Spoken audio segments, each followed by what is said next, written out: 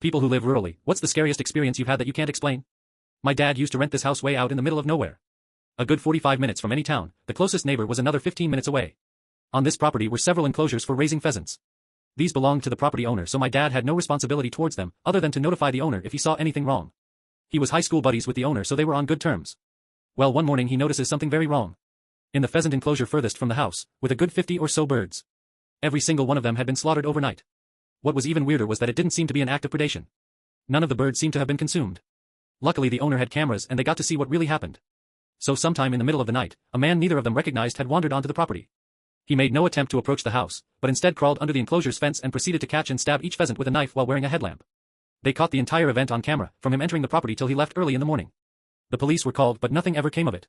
My dad was so freaked out from the whole event that he made us stay with our mom for several weeks while he slept in bed with a gun. The property owner tightened up security.